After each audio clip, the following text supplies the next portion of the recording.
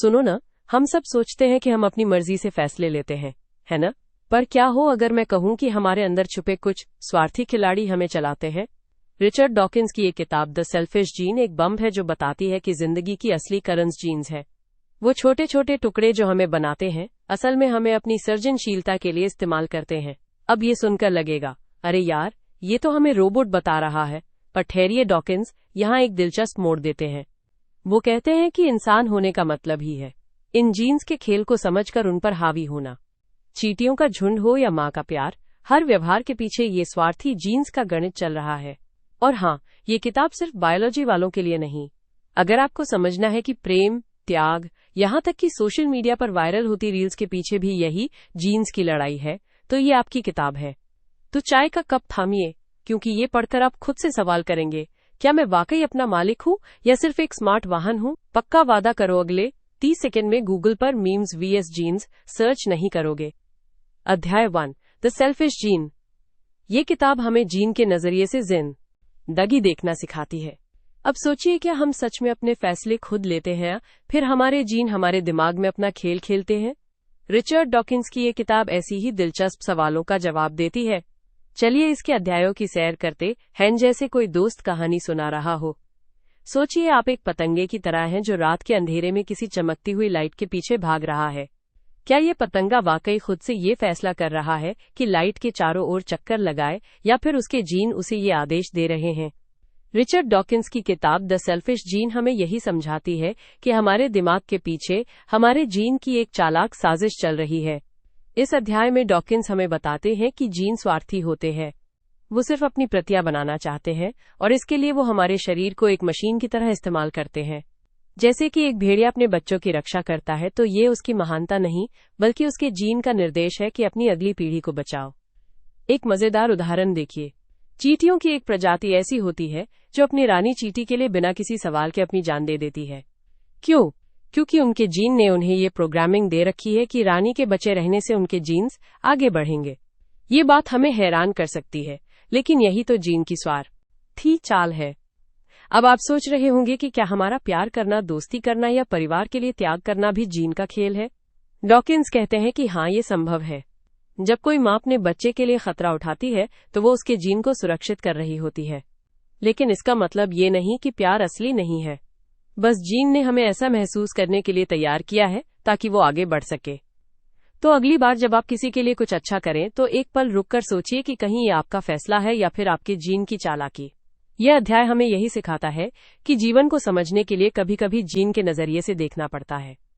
और है ना ये सोचने वाली बात कि क्या हम वाकई में स्वतंत्र हैं या फिर हमारे अंदर के स्वार्थी जीन हमें चला रहे हैं? अध्याय 2, जीवन किसके लिए है। एक कहानी जो आपको जीनों के नजरिए से जीवन देखना सिखाएगी। सुनो दोस्तों, आज हम रिचर्ड डॉकिंस की मशहूर किताब द सेल्फिश जीन के एक दिलचस्प अध्याय की बात करेंगे। यह वो अध्याय है जो सवाल उठाता है कि आखिर ये जीवन है किसके लिए? क्या हम सच में अपने लिए जीते हैं या फिर हमारे भीतर छुपे कुछ छोटे छोटे डिक्टेटर इस पूरे खेल को चला रहे हैं? जीनों का खेल। डॉकिंस हमें एक अलग ही दुनिया में ले जाते हैं। वो कहते हैं जैसे कोई शतरंज का खिलाड़ी अपने मोहरों को आगे बढ़ाता है, वैसे ही जीन हम आरे शरीर को अपना मोहरा बनाकर चलते हैं। हम सोचते हैं कि हम फैसले ले रहे हैं, पर असल में ये जीनों की स्ट्रैटेजी है जो पीढ़ी दर पीढ़ी अपने आप को आगे बढ़ाना चाहती है। मधुमक्खियों का बलिदान। एक शानदार उदाहरण देखो। मधुमक्खी डंक मारकर क्यों मर जाती है? हम कहेंगे बहादुरी, पर जीन कहता है ये मेरा कमाल है। उस मधुमक्खी के मरने से पूरा छत्ता बच जाता है जहां उसके जीन्स के कई और कैरियर मौजूद हैं। ये जीन का स्वार्थ है, न कि मक्खी का। माँ बाप की ममता भी एक गणित है। हमारे घरों में देखो, माँ अपने बच्चे के लिए अपनी नींद क्यों दांव पर लगा देती है? लगता है ये तो प्यार है, पर जीन कहता है ये मेरा इन्वेस्टमेंट है। अगर ये बच्चा बड़ा होकर अपने जीन्स आगे बढ़ाएगा तो मेरा खेल आगे चलेगा। क्या हम सच में स्वतंत्र हैं? यहाँ सबसे मजेदार सवाल आता है। अगर जीन इतने शातिर है तो क्या हमारा प्यार, हमारी कला, हमारे सपने सब झूठे हैं? डॉकिंस कहते हैं नहीं। जीन ने हमें एक शक्तिशाली दिमाग दिया है जो उसके नियंत्रण से आगे निकल सकता है। हम मनुष्य उस सर्किल को तोड़ सकते हैं। आज के जमाने में इसकी क्या अहमियत है? आज जब हम जेनेटिक इंजीनियरिंग की बात करते हैं, जब हम अपने बच्चों के जीन्स तक बदल सकते हैं, तो ये अध्याय और भी महत्वपूर्ण हो जाता है। क्या हम नए जीन संचालित समाज की ओर बढ़ रहे हैं? क्या जीन का स्वार्थ और हमारी इच्छाएं टकराएंगी? तो दोस्तों, ये थी जीवन के सबसे बड़े सवालों में से एक की कहानी।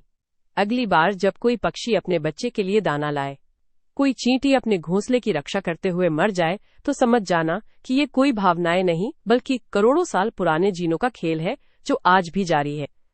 अध्याय 3, द सेल्फिश जीन। इस अध्याय में डॉकिंस हमें बताते हैं कि धरती पर जीवन की असली इकाई जीन है कि हम जैसे जीव।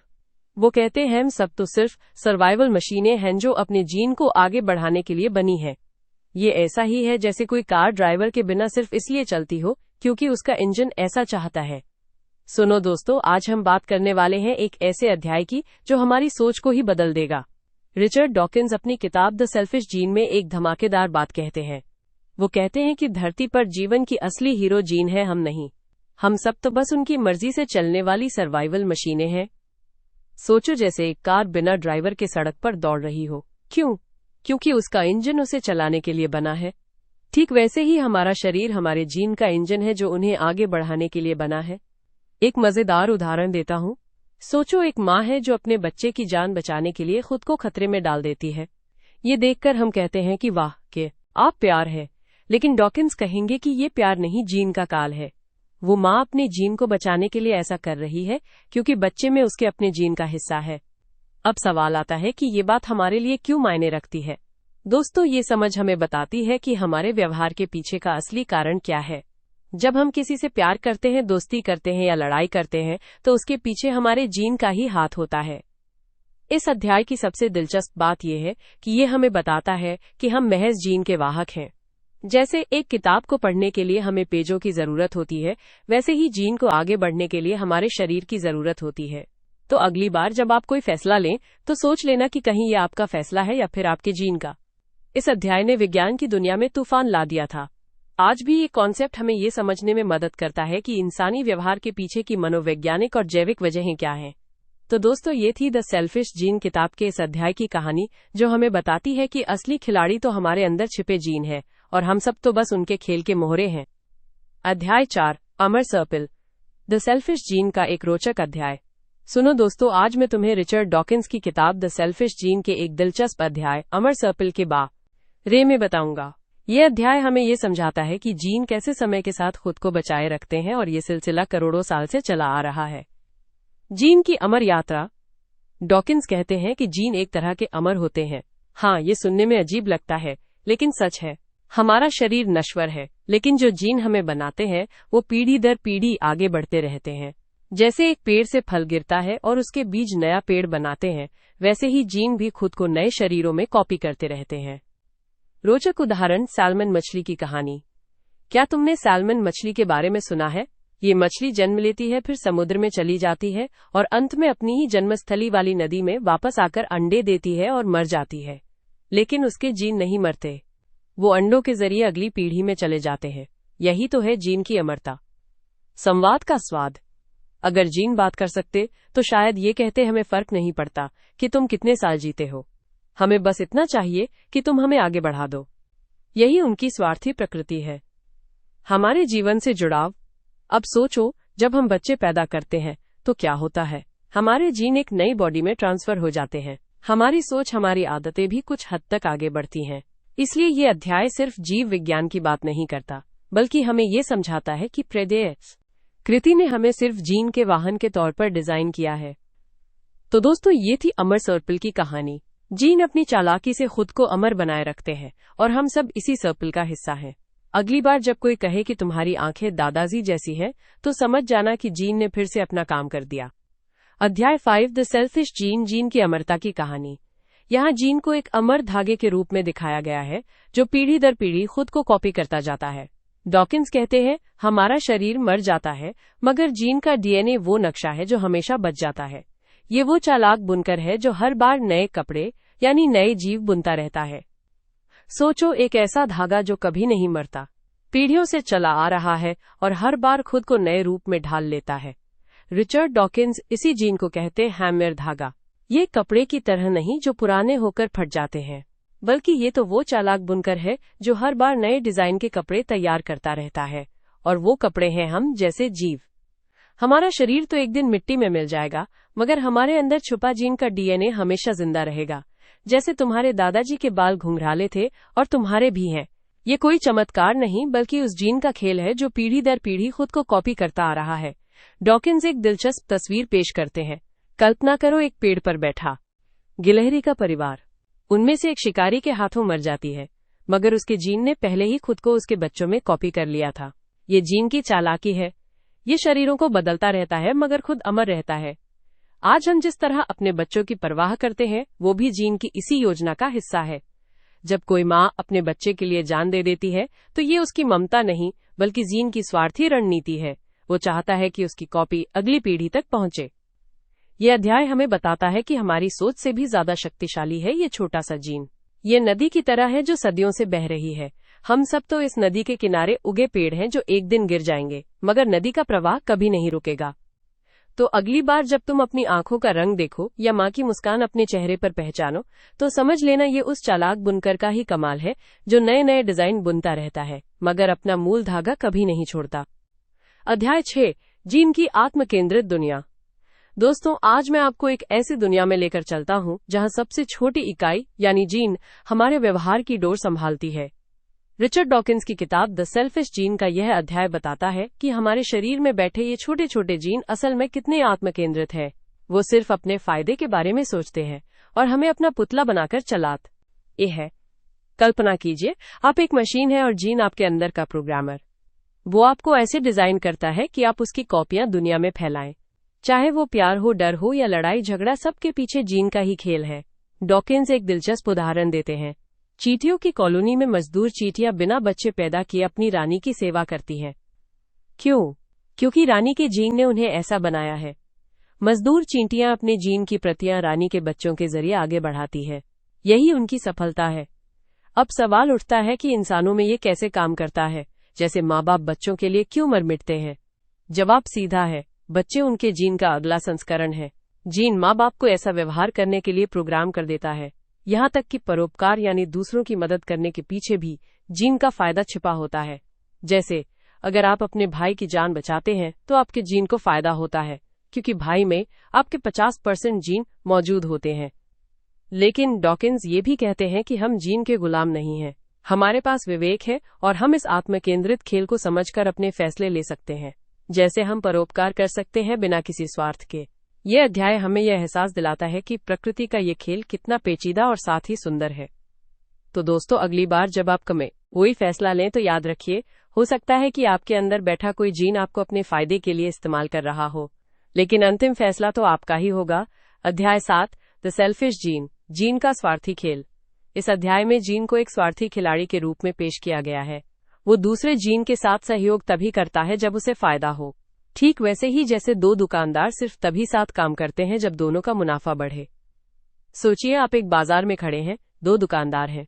एक मिठाई बेचता है, दूसरा गर्म चाय। अलग अलग दुकानें हैं, पर एक दिन वे समझते हैं कि अगर साथ बैठेंगे तो ग्राहक चाय के साथ मिठाई भी खरीदेंगे। दोनों का मुनाफा बढ़ेगा। यह दोस्ती नहीं, स्वार्थ है। ठीक यही गेम हमारे शरीर में जीन खेलते हैं। रिचर्ड डॉकिंस इस अध्याय में बताते हैं कि जीन एक स्वार्थी खिलाड़ी की तरह काम करता है। जीन सहयोग तभी करता है जब उसे फायदा हो। उदाहरण के लिए, चींटियों की कॉलोनी में सब एक साथ काम करते हैं, पर यह सहयोग नहीं बल्कि स्वार्थ है, क्योंकि सभी चींटियों के जीन एक जैसे होते हैं।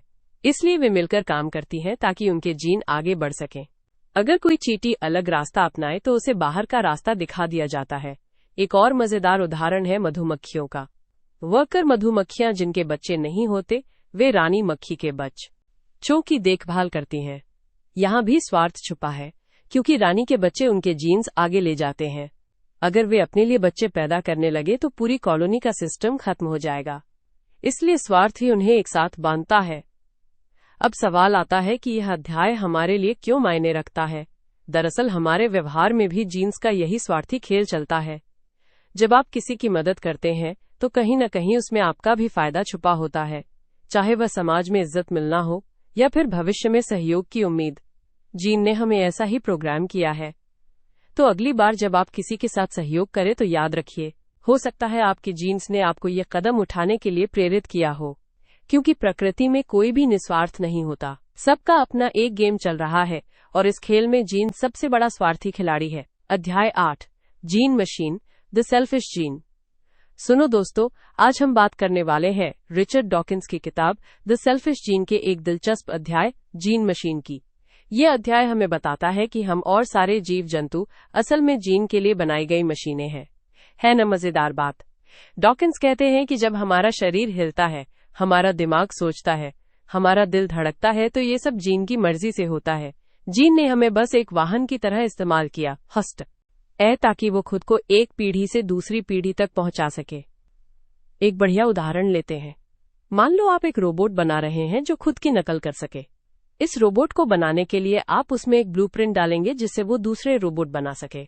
अब अगर ये ब्लूप्रिंट में कोई गलती होगी तो नए रोबोट भी वही गलती दोहराएंगे। ठीक यही काम जीन हमारे शरीर में करते हैं।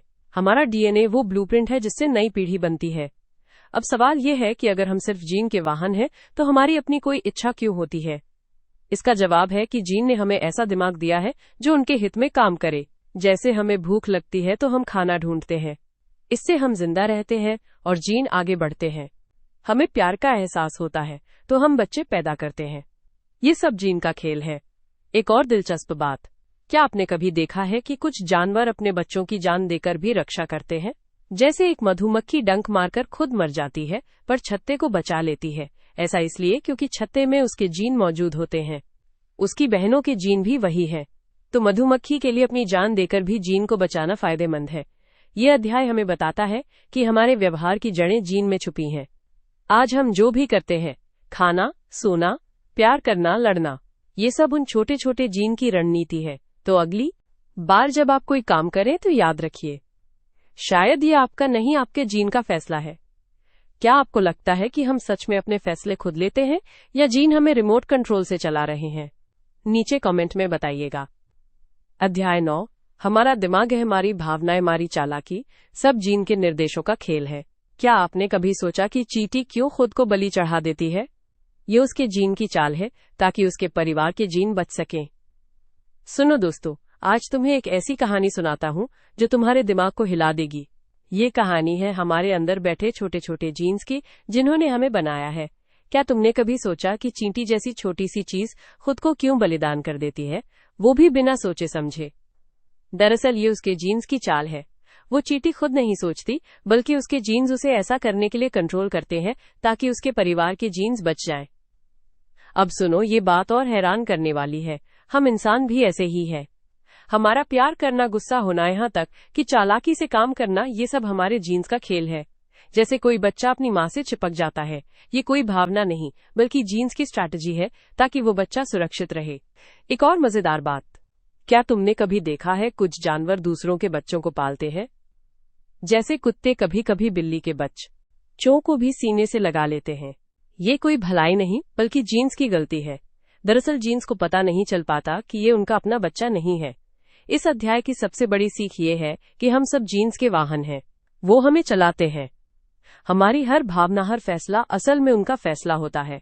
तो अगली बार जब तुम किसी पर गुस्सा हो या प्यार करो तो याद रखना, ये तुम नहीं, तुम्हारे जीन्स कर रहे हैं। ये अध्याय आज के समय में और भी ज्यादा मायने रखता है क्योंकि अब हम जीन्स को समझकर अपनी जिंदगी को बेहतर बना सकते हैं। जैसे डॉक्टर अब कई बीमारियों को जीन्स की वजह से समझकर उनका इलाज ढूंढ रहे हैं। तो ये सिर्फ एक किताब का अध्याय नहीं बल्कि हमारी जिंदगी का सच है। अध्याय 10, आक्रामकता, स्थिर रणनीति। दोस्तों, कल्पना कीजिए आप एक जंगल में हैं और वहां दो जानवर आपस में लड़ने को तैयार हैं। एक बड़ा शेर और एक छोटा लेकिन चालाक लोमड़ी। अब सवाल ये कि कौन जीतेगा? क्या हमेशा ताकतवर ही जीतता है या फिर कोई और फैक्टर भी होता है? यही सवाल रिचर्ड डॉकिंस ने अपनी किताब द सेल्फिश जीन में इस अध्याय में उठाया है। डॉकिंस बताते हैं कि प्रकृति में आक्रामकता हमेशा भिड़ंत तक नहीं जाती। जानवरों के बीच एक अदृश्य गणित चलता है। वो पहले दिमाग में कैलकुलेट करते हैं कि लड़ाई से फायदा होगा या नुकसान। जैसे कोई मोर अपने पंख फैलाकर दूसरे मोर को डराने की कोशिश करता है। असल में लड़ाई तभी छिड़ती है जब दोनों पक्षों को लगता है कि जीतने की संभावना ज्यादा है। एक मजेदार उदाहरण है मछलियों का। कुछ मछलियां अपने इलाके की रक्षा करती हैं। अगर कोई दूसरी मछली आए तो वे उसे भगा देती हैं। लेकिन हैरानी की बात ये कि अगर दो मछलियों का आकार एक जैसा हो तो वे घंटों एक दूसरे को घूरती रहती हैं, न हार मानती हैं न लड़ती हैं। क्यों? क्योंकि दोनों को पता है कि लड़ाई में चोट लगने का रिस्क है। यही है स्थिर रणनीति। अब सवाल आता है कि ये सब हमारी जिंदगी से कैसे जुड़ता है। सोचिए, आपके ऑफिस में कोई सहकर्मी आपसे ज्यादा आक्रामक तरीके से बात करता है। आपके दिमाग में तुरंत एक कैलकुलेशन चलती है, क्या इस पर रिएक्ट करना फायदेमंद होगा? कहीं झगड़ा बढ़ेगा तो काम पर असर पड़ेगा। ये वही प्राकृतिक चयन है जो हमारे जीन्स में बैठा है। डॉकिंस की सबसे बड़ी बात यह है कि आक्रामकता का मतलब हिंसा नहीं है, बल्कि वो स्मार्ट कैलकुलेशन है जिससे प्राणी बिना लड़े अपने जीन्स को आगे बढ़ाने का रास्ता ढूंढते हैं। तो अगली बार जब आप किसी झगड़े से बचें तो समझिए आप बिल्कुल उसी लोमड़ी की तरह स्थिर रणनीति अपना रहे हैं जो शेर से सीधी लड़ाई में नहीं पड़ती।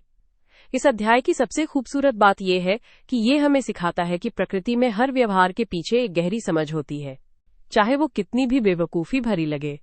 तो अगर आपने कभी सोचा कि जानवरों के व्यवहार में कोई तर्क नहीं होता, तो ये अध्याय आपकी सोच बदल देगा। अध्याय 11, द सेल्फिश जीन। जब जीन शतरंज खेलते हैं, यहाँ डॉकिंस बताते हैं कि लड़ाई झगड़े भी जीन के फैसले हैं।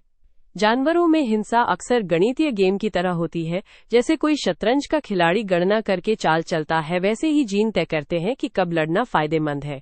सोचिए, एक शेर और एक बाघ जंगल में आमने सामने आ जाए। दोनों की मांसपेशियां तनी हुई, नाखून बाहर, लेकिन अचानक बाघ पीछे हट जाता है। क्यों? क्या वो डर गया? नहीं दोस्तों, यहाँ डॉकिंस बताते हैं कि ऐसी हर लड़ाई जीन के कैलकुलेटर पर चल रही है। जैसे शतरंज का कोई मास्टर अपने मोहरों को चलाते समय 10 कदम आगे की सोचता है, वैसे ही जीन तय करते हैं कि लड़ना फायदेमंद है या नहीं। अब एक मजेदार उदाहरण लेते हैं, हिरण के सींग। क्या आपने कभी गौर किया कि हिरणों की लड़ाई में शायद ही कोई मरता है? वे सींग से सींग भिड़ाते हैं, धक्का मुक्की करते हैं, फिर एक हार मान लेता है। ये कोई अचानक भावुक फैसला नहीं है, ये जीन का बनाया वह सॉफ्टवेयर है जो कॉस्ट बेनिफिट एनालिसिस करता है। अगर लड़ाई में चोट लगने का रिस्क ज्यादा है और जीतने पर मिलने वाला फायदा कम, तो जीन कहते हैं भागो यार। अब हम इंसानों की बात करें। ऑफिस में आपके साथी ने आप पर चिल्ला दिया, आपका खून खौल उठा, मुट्ठी तन गई। लेकिन तभी दिमाग में एक आवाज आती है, क्या इस लड़ाई के बाद प्रमोशन मिलेगा? क्या बॉस मेरी तरफ रहेगा? है ना मजेदार? यही वो गेम थ्योरी है जो जानवरों में लाखों साल से चल रही है। डॉकिंस हमें बताते हैं कि प्रकृति में हर हिंसा ब्लाइंड नहीं होती, वो एक कैलिब्रेटेड स्ट्रैटेजी है। चिड़ियों के झुंड देखिए, वे हमेशा दूर से ही चोंच मारते हैं, पास जाकर लड़ने का रिस्क नहीं लेते। ठीक वैसे ही जैसे हम ट्रैफिक में गाली तो दे देते हैं, लेकिन कार से उतरकर झगड़ा नहीं करते। ये अध्याय हमें सिखाता है कि आक्रामकता महज भावना नहीं, बल्कि एक कैलकुलेटेड इन्वेस्टमेंट है। आज के सोशल मीडिया के जमाने में जहां हर बहस ऑनलाइन युद्ध बन जाती है, वहां यह समझना और भी जरूरी हो जाता है। क्या आप वाकई उस कमेंट सेक्शन की लड़ाई में उतरना चाहते हैं, या फिर आपके जीन आपसे कह रहे होंगे, यार स्क्रॉल करके आगे बढ़ो? गेम में बने रहने के लिए कभी कभी पासा न फेंकना ही सबसे बड़ी चाल होती है। अध्याय 12, जीनियस की जेनेटिक्स, द सेल्फिश जीन। सुनो दोस्तों, आज मैं तुम्हें एक ऐसे अध्याय के बारे में बताऊंगा जो तुम्हारे दिमाग की बत्ती जला देगा। रिचर्ड डॉकिंस की किताब द सेल्फिश जीन का ये अध्याय हमें बताता है कि जीन हमारी सोच कैसे कंट्रोल करते हैं। क्या तुमने कभी सोचा कि कोई इंसान आइंस्टीन जैसा जीनियस क्यों होता है और कोई औसत दिमाग वाला? ये सिर्फ मेहनत नहीं, बल्कि जीन का खेल भी है। इस अध्याय में डॉकिंस एक दिलचस्प उदाहरण देते हैं। सोचो कि एक छोटा सा जीन जो दिमाग को तेज बनाता है, वो कैसे फैलता है। मान लो एक गुफा में 2 इंसान रहते हैं। एक का दिमाग तेज है और वो खतरों को जल्दी भांप लेता है, दूसरा थोड़ा धीमा है। अब अगर गुफा में कोई खतरा आएगा तो पहला इंसान बच जाएगा और अपने जीन आगे बढ़ाएगा, दूसरा शायद नहीं बच पाए। यही जीनियस का जेनेटिक्स है। एक और मजेदार बात, क्या तुम जानते हो कि जीन हमें ऐसे काम करने के लिए प्रोग्राम करते हैं जो उनके फैलने में मदद करे? जैसे एक माँ अपने बच्चे को जान देने को तैयार हो जाती है। ये कोई भावना नहीं, बल्कि जीन का निर्देश है, क्योंकि बच्चे में उसके आधे जीन होते हैं। यही सेल्फिश जीन की थ्योरी है। अब सवाल ये है कि आज के जमाने में ये जानकारी क्यों जरूरी है? दोस्तों, आज हम जीन एडिटिंग की बात करते हैं। अगर हम जीनियस जीन को पहचान लें, तो क्या हम सभी को तेज दिमाग वाला बना सकते हैं, या फिर ये खतरनाक होगा? डॉकिंस कहते हैं कि प्रकृति ने जो बैलेंस बनाया है, उसे छेड़ना ठीक नहीं। तो अगली बार जब कोई तुम्हें कहे कि तुम्हारी सोच धीमी है, तो याद रखना, ये तुम्हारी गलती नहीं, तुम्हारे जीन की है। पर डरो मत, क्योंकि मेहनत से हम जीन को भी मात दे सकते हैं। क्या तुम्हें लगता है कि जीनियस पैदा होता है या बनता है? चलो इस पर बाद में चर्चा करते हैं। अध्याय 13, क्या बुद्धिमत्ता जीन की देन है? इस अध्याय में समझाया गया है कि कैसे स्मार्ट जीन खुद को बचाने के लिए दिमागी क्षमता बढ़ाते हैं। मजे की बात यह कि कई बार जीन हमें ऐसी चीजें करवाते हैं जो हमारे लिए नहीं बल्कि उनके लिए फायदेमंद होती हैं, जैसे शक्कर खाने की तलब। सुनो दोस्तों, आज हम बात करेंगे रिचर्ड डॉकिंस की मशहूर किताब द सेल्फिश जीन के एक दिलचस्प अध्याय की। ये अध्याय हमें बताता है कि हमारी बुद्धिमत्ता और व्यवहार के पीछे असली खिलाड़ी कौन है, और वो खिलाड़ी है हमारे जीन। सोचो, जब तुम्हें शक्कर वाली चीज खाने का मन करता है और तुम उसके आगे बेकाबू हो जाते हो, क्या ये तुम्हारा फैसला है? नहीं दोस्तों, ये तुम्हारे जीन का फैसला है। जीन समझते हैं कि शक्कर एनर्जी का स्रोत है, इसलिए वो तुम्हें उसकी तरफ खींचते हैं, चाहे वो तुम्हारे दांतों के लिए अच्छा हो या ना हो। अब सवाल यह है कि बुद्धिमत्ता का इससे क्या लेना देना। दरअसल जीन सिर्फ अपनी सुरक्षा और प्रसार के लिए हमारे दिमाग को विकसित करते हैं। जैसे कि एक बंदर अगर जंगल में फलों के पेड़ याद रखता है तो उसके जीन को फायदा होता है, क्योंकि उसे पेट भरने के लिए भोजन मिल जाता है। एक मजेदार बात यह है कि जीन हमें ऐसी चीजें करवाते हैं जो उनके लिए तो फायदेमंद होती हैं, लेकिन हमारे लिए नहीं। जैसे कि आज के जमाने में शक्कर हर जगह मिलती है, फिर भी हमारा दिमाग उसकी तरफ खींचता है, क्योंकि हमारे पुरखों के जमाने में ये दुर्लभ चीज थी। तो दोस्तों, इस अध्याय की सीख ये है कि हमारी बुद्धि और व्यवहार कई बार जीन के गेम का हिस्सा होते हैं, पर अच्छी बात यह है कि हमारे पास दिमाग है जो इन्हें समझ सकता है और सही गलत का फैसला कर सकता है। यह अध्याय आज के समय में और भी ज्यादा प्रासंगिक है, क्योंकि आज हमारे सामने ऐसी कितनी चीजें हैं जो हमें लुभाती हैं, लेकिन हमारे लिए अच्छी नहीं। अगर हम समझ जाएं कि ये सब हमारे जीन का खेल है, तो हम बेहतर फैसले कर सकते हैं। तो दोस्तों, अगली बार जब तुम्हें कोई मीठी चीज खाने का मन करे, तो याद रखना ये तुम्हारा मन नहीं, तुम्हारे जीन की चाल है। और अब जब तुम इस खेल को समझ गए हो, तो तुम इसके मास्टर बन सकते हो। उम्मीद है ये कहानी तुम्हें पसंद आई होगी और तुम जीन के इस दिलचस्प खेल को समझ गए होगे। अगर समझ आया हो तो आगे बढ़ो और इस ज्ञान का इस्तेमाल करो। अध्याय 14, पारिवारिक जीन का व्यापार। सुनो दोस्तों, आज मैं तुम्हें रिचर्ड डॉकिंस की किताब द सेल्फिश जीन के एक बहुत दिलचस्प अध्याय के बारे में बताऊंगा। यह अध्याय हमें समझाता है कि जद बड़ी ईवों के व्यवहार में परिवार और रिश्तों की इतनी अहमियत क्यों होती है, और ये सब असल में जीन के नजरिए से कैसे देखा जा सकता है। डॉकिंस कहते हैं कि जीन मूल रूप से स्वार्थी होते हैं। वे बस एक ही चीज चाहते हैं, अपनी कॉपियों को अगली पीढ़ी तक पहुंचाना। लेकिन यहाँ एक बहुत मजेदार बात सामने आती है। अगर तुम्हारा कोई भाई या बहन है तो तुम में और उनमें लगभग 50% जीन समान होते हैं। इसलिए अगर तुम अपने भाई की मदद करते हो तो इससे तुम्हारे अपने जीनों को भी फायदा पहुंचता है। यही मुख्य वजह है कि प्रकृति में हमें परिवार के प्रति त्याग और सहयोग जैसा व्यवहार दिखाई देता है। एक बहुत रोचक उदाहरण लेते हैं। चिड़ियों को देखो। जब कोई शिकारी पास आता है तो अक्सर एक चिड़िया जोर से चिल्लाकर बाकी सभी को चेतावनी देती है। ये उस चिड़िया के लिए खतरनाक हो सकता है, क्योंकि शिकारी का ध्यान सीधा उसकी तरफ जा सकता है। लेकिन अगर वो चिड़िया अपने ही बच्चों या भाई बहनों को बचा रही है तो उसका ये बलिदान या जोखिम असल में उसके खुद के जीनों के हित में होता है। इसी सिद्धांत को चींटियों और मधुमक्खियों में और भी साफ देखा जा सकता है। कामकाजी चींटियां या मधुमक्खियां खुद तो बच्चे पैदा नहीं करती हैं, लेकिन वे रानी मक्खी या रानी चींटी के बच्चों की पूरी देखभाल में जुटी रहती हैं। ऐसा क्यों? क्योंकि उन कामगारों के जीन और रानी के बच्चों में बहुत सारे जीन समान होते हैं।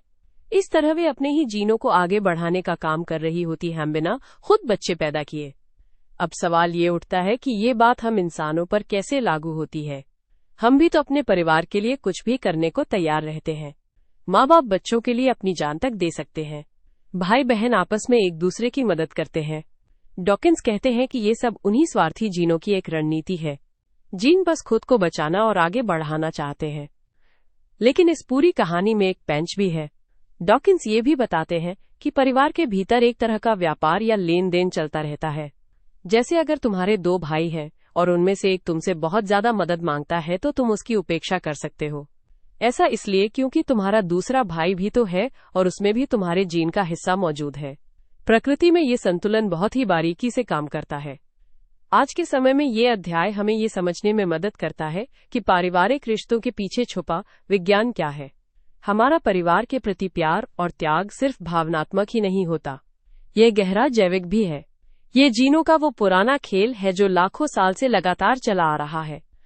तो अगली बार जब आप अपने भाई या बहन से झगड़ा करें तो याद रखिए, ये सब उन्हीं स्वार्थी जीनों का एक खेल है जो आपस में अपना अपना हिसाब लगा रहे होते हैं, क्योंकि परिवार है तो एक जीन का व्यापार भी है। अध्याय 15। रिश्ते नाते भी जीन के स्वार्थ का खेल है। माँ बाप का बच्चों से प्यार और भाई बहनों की लड़ाई, ये सब जीन के फायदे और नुकसान के हिसाब से होता है। डॉकिंस कहते हैं कि अगर आपका भाई किसी गड्ढे में गिर जाए तो आप उसे बचाने दौड़ पड़ेंगे। ऐसा इसलिए क्योंकि आप दोनों के जीन 50% एक जैसे हैं। अब सोचिए, अगर आपका भाई गड्ढे में गिरे तो आप बिना सोचे उसे बचाने दौड़ेंगे। पर डॉकिंस पूछते हैं, क्या ये प्यार दिल से आता है या फिर हमारे जीन की कोई चालाक चाल है? डॉकिंस समझाते हैं कि हर रिश्ता जीन के लाभ हानि के गणित पर चलता है। माँ बाप बच्चों से इसलिए प्यार करते हैं क्योंकि बच्चों में उनके अपने जीन का आधा हिस्सा होता है। भाई बहन आपस में लड़ते भी हैं और मदद भी करते हैं क्योंकि उनके जीन में भी 50% समानता होती है। ये भावनाएं नहीं बल्कि जीन का स्वार्थ है। एक उदाहरण देखते हैं। मान लीजिए आपके पास एक टॉफी है। आपका भाई वो टॉफी मांगता है। आप उसे दे देते हैं क्योंकि अगर वो ज्यादा ताकतवर होता तो छीन सकता था, पर उसने ऐसा नहीं किया। आप उसे टॉफी देते हैं क्योंकि वो आपका भाई है। उसकी मदद करने से आपके जीन को भविष्य में फायदा हो सकता है। अब सोचिए, क्या आप किसी अनजान व्यक्ति की उतनी मदद करेंगे जितनी अपने भाई की? शायद नहीं, क्योंकि उस अनजान के साथ आपके जीन का कोई संबंध नहीं है। इसीलिए हम परिवार के लिए ज्यादा त्याग करते हैं। ये भावुकता नहीं, जीन की गणित है। इस अध्याय की मुख्य बात यह है, प्रकृति में हर चीज का एक कारण होता है। प्यार, लड़ाई और त्याग, ये सब जीन के स्वार्थ से होता है। डॉकिंस इसे इतने आसान तरीके से समझाते हैं कि जैसे पुरानी भ्रांतियां टूट जाती हैं। तो अगली बार जब कोई रिश्तेदार आपकी मदद करे तो समझ जाइए कि आपके जीन का ही खेल है। अध्याय 16। छल कपट की संस्कृति। सोचिए, अगर आपके आसपास हर कोई बिना बताए आपका फायदा उठाने की कोशिश करे तो कैसा लगेगा? रिचर्ड डॉकिंस इस अध्याय में बताते हैं कि प्रकृति में ऐसा ही एक खेल चलता रहता है। जीवों के बीच छल कपट की ये लड़ाई सिर्फ इंसानों तक ही सीमित नहीं है। चींटियों से लेकर हाथियों तक सभी इस गेम में शामिल हैं। एक मजेदार उदाहरण लेते हैं। कुछ मकड़ियों की प्रजाति ऐसी होती है जो दूसरे जालों में जाकर लव लेटर की तरह कंपन पैदा करती हैं, मानो कोई प्रेमी मकड़ी आवाज लगा रही हो। जैसे ही असली मकड़ी बाहर आती है, ये धोखेबाज उस पर हमला कर देती हैं। ये है ना शातिर तरीका।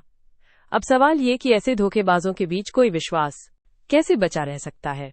डॉकिंस बताते हैं कि प्रकृति में टिट फॉर टैट का नियम चलता है, यानी पहले तुम मेरे साथ सहयोग करो, फिर मैं तुम्हारे साथ करूंगा। हम इंसानों में भी यही देखते हैं। जैसे कोई दुकानदार पहली बार में थोड़ा छूट देता है, अगर ग्राहक वफादार रहा तो आगे भी डिस्काउंट मिलता है। पर यहाँ एक पेंच है, अगर सभी धोखा देने लगे तो। डॉकिंस बताते हैं कि ऐसी स्थिति में स्थिर रणनीति वाले जीव बचते हैं, जैसे कबूतर और बाज का खेल। कबूतर हमेशा भागते हैं, पर बाज कभी कभी ही हमला करते हैं। इस तरह दोनों प्रजातियां बनी रहती हैं। आज के सोशल मीडिया के दौर में यह अध्याय और भी रोचक हो जाता है। क्या आपने कभी नोटिस किया कि ऑनलाइन खरीदारी में केवल 2 आइटम बचे हैं का झूठा संदेश क्यों दिखाया जाता है? यही तो है वही प्राचीन छलकपट की संस्कृति जो अब डिजिटल रूप में सामने आ रही है। अंत में डॉकिंस एक दिलचस्प सवाल छोड़ते हैं। क्या हम वाकई में अच्छे बनना चाहते हैं या सिर्फ ऐसा दिखावा करते हैं ताकि समाज में हमारी इमेज बनी रहे? शायद इसीलिए गांधी जी ने कहा था कि सच्चाई और अहिंसा के बिना सभ्यता का विकास असंभव है। प्रकृति का ये खेल हमें यही सिखाता है कि छल कपट से क्षणिक लाभ मिल सकता है, पर दीर्घकालिक सफलता के लिए सहयोग ही एकमात्र रास्ता है। ये अध्याय बताता है कि कैसे कुछ जीन दूसरों को फंसाकर फायदा उठाते हैं, जैसे कुक्कू चिड़िया दूसरे पक्षी के घोंसले में अंडा दे देती है। दोस्तों, आज हम बात करेंगे रिचर्ड डॉकिंस की किताब रन टू सेल्फिश जीन इनटू के एक दिलचस्प अध्याय की। ये अध्याय हमें समझाता है कि कैसे कुछ जीन दूसरों को फंसाकर अपना फायदा उठाते हैं। यहाँ सबसे बड़ी बात यह है कि प्रकृति में वही जीन टिक पाते हैं जो खुद को बचाने और फैलाने में माहिर होते हैं। कुछ जीन तो इतने चालाक होते हैं कि वो दूसरे जीवों की मेहनत पर पलते हैं। इसका सबसे अच्छा उदाहरण है कुक्कू चिड़िया। ये चिड़िया किसी दूसरे पक्षी के घोंसले में चुपके से अंडा दे आती है। फिर वो मासूम पक्षी उस अंडे को अपना समझकर सेता है और बच्चा पालता है। अब सोचिए वह पक्षी कितनी मेहनत करता है। पहले घोंसला बनाता है, फिर अंडे सेता है, उसके बाद बच्चों को दाना लाकर खिलाता है। लेकिन कुक्कू का बच्चा उसके अपने अंडों को घोंसले से बाहर फेंक देता है, फिर सारा खाना और देखभाल खुद ही ले लेता है। इस तरह कुक्कू का जीन दूसरे पक्षी के जीन को बेवकूफ बनाकर फायदा उठाता है। ऐसा ही एक और मजेदार उदाहरण है जेलीफिश का। कुछ जेलीफिश अपने जीन को छोटे छोटे पैकेट में बांटकर पानी में छोड़ देती हैं। फिर ये पैकेट दूसरी जेलीफिश के शरीर में घुस जाते हैं। वो जेलीफिश अब उन जीन का गुलाम बन जाती है और उनके लिए काम करने लगती है। 2. स्तोंया अध्याय हमें बताता है कि प्रकृति में हर जीव अपने जीन को फैलाने के लिए अलग अलग तरीके अपनाता है, कोई ईमानदारी से तो कोई धोखे से। जैसे इंसानी दुनिया में कुछ लोग दूसरों की मेहनत पर पलते हैं, वैसे ही जीन की दुनिया में भी ये खेल चलता है। आज के समय में ये बात और भी महत्वपूर्ण हो जाती है, क्योंकि हम देख सकते हैं कि वायरस जैसे जीव कैसे हमारे शरीर की मशीनरी पर कब्जा कर लेते हैं। वे हमारी कोशिकाओं का इस्तेमाल करके अपने जीन फैलाते हैं। तो अगली बार जब आप कुक्कू की आवाज सुने या समुद्र में जेलीफिश देखें तो याद रखिए, आप प्रकृति के सबसे पुराने और सबसे चालाक खेल को देख रहे हैं। और यहाँ आकर हमारी आज की कहानियों की यात्रा खत्म होती है दोस्तों। जैसे किसी अच्छी किताब का आखिरी पन्ना पलटते वक्त दिल थोड़ा उदास हो जाता है, वैसे ही मुझे भी आपसे अलविदा कहने का मन नहीं कर रहा। पर चिंता मत कीजिए, ये समाप्ति नहीं है बल्कि एक नई शुरुआत है। आपकी मदद से ही ये सफर आगे बढ़ेगा। अगर आज का एपिसोड आपको पसंद आया तो कृपया सब्सक्राइब का नीला बटन दबाएं। ये बटन एक जादुई स्विच की तरह है जो हर हफ्ते आपकी पसंदीदा कहानियां आप तक पहुंचाता है। और अगर आपको लगे कि मैंने इस कहानी में कोई जरूरी बात छोड़ दी है तो कमेंट में जरूर बताएं। आपकी राय मेरी अगली कहानी को और भी बेहतर बना सकती है। तब तक के लिए खुश रहिए, पढ़ते रहिए और याद रखिए, हर किताब एक नया जीवन जीने का मौका है। बूम समरी खत्म, पर बात अधूरी। मिलते हैं अगली बार किसी और किताब की बुक समरी के साथ। आपका अपना वशबुक वाला।